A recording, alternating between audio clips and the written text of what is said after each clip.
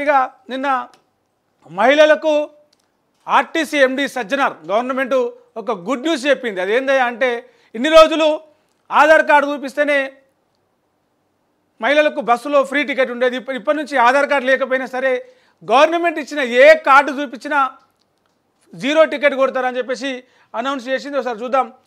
తెలంగాణలో కాంగ్రెస్ ప్రభుత్వం అధికారంలోకి వచ్చిన తర్వాత 6 గ్యారెంటీల్లో భాగంగా మహాలక్ష్మి పథకాన్ని ప్రారంభించింది. ఈ పథకంలో భాగంగానే మహిళలకు ఆర్టీసీ బస్సుల్లో ఉచితంగా ప్రయాణించే సౌకర్యాన్ని కల్పించింది. ఈ పథకం తెలంగాణ రాష్ట్రంలోని మహిళలందరికీ ఆర్టీసీ బస్సుల్లో ఉచిత ప్రయాణాన్ని అనుమతిస్తుంది.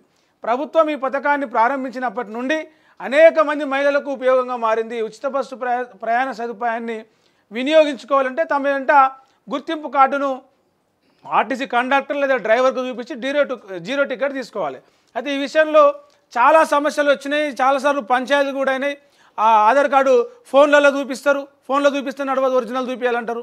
కొంతమంది ఆధార్ కార్డు పోతుందేమని చెప్పేసి దాని జిరాక్సు ఆ పర్సులలోనో ఆ బ్యాగులలోనే పెట్టుకొని చూపిస్తే లేదు ఒరిజినల్ చూపించాలని చెప్పేసి కండక్టర్లకు ఆ మహిళా ప్రయాణికులకు మధ్యలో చాలాసార్లు ఆ లొల్లిలు పంచాయతీలు అయిన సందర్భాలు ఉన్నాయి.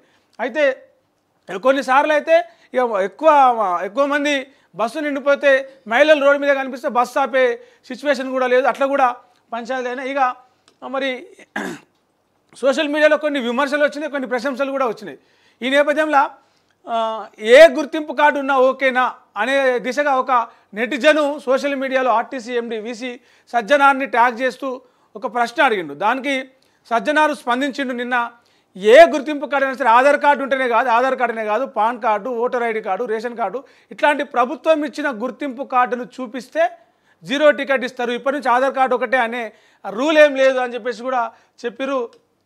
కేంద్ర రాష్ట్ర ప్రభుత్వాలు జారీ చేసిన original Aadhaar card, voter ID card, driving licence వంటివి గుర్తింపు కార్డులను ప్రయాణానికి అనుమతిస్తామని ఆయన స్పష్టం చేశారు. ఆధార్ కార్డు మాత్రమే తప్పనిసరి కాదు, ఇతర అధికారిక పత్రాలను కూడా వినియోగించుకోవచ్చని చూపించారు. గతంలో ఆర్టీసీ బస్సులో మహిళలు ఉచితంగా ప్రయాణించడానికి ఆధార్ కార్డును మాత్రమే అడిగేవారు.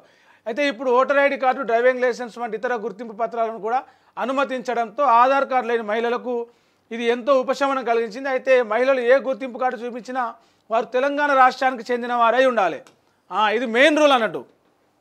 ఏ కార్డు అయినా చూపించవచ్చు. గవర్నమెంట్లు ఇచ్చిన, కేంద్ర రాష్ట్ర ప్రభుత్వాలు ఇచ్చిన ఏ కార్డు అయినా చూపించవచ్చు. ఆధార్ కార్డు, రేషన్ కార్డు, ఏమంటారు voter ID card, driving licence, pan కార్డులు ఏవైనా చూపించవచ్చు. కానీ మీరు తెలంగాణ వాళ్ళు అయి ఉండాలి.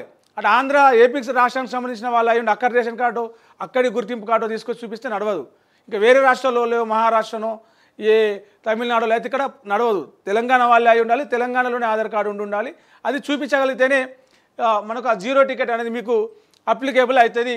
ఇది కొంత అంటే ఆధార్ కార్డే ఉండి ఆధార్ కార్డే చూపించాలి పోతుందేమన్న భయము, లేదా చాలామందికి ఆధార్ కార్డు ఉండదు, పోగొట్టుకున్న వాళ్ళు ఉంటారు. వాళ్ళందరికీ కూడా ఇది ఒక ఉపశమనంగా చెప్పొచ్చు. రైట్. నిన్న